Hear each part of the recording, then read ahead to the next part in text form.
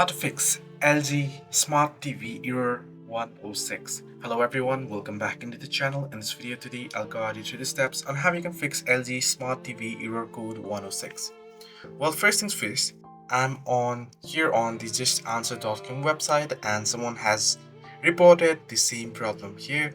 And as you can see here, TV technician here, thanks to Richard, he has posted some solutions here.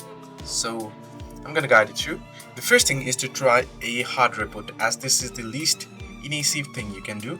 Simply unplug the TV from the power for 5 minutes, and while the TV is unplugged, press and hold the TV's power button.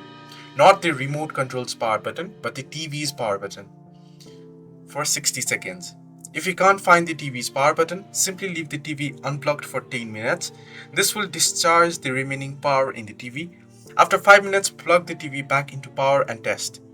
At the same time, also reboot the internet modem by unplugging it from power, so you want to restart your router as well.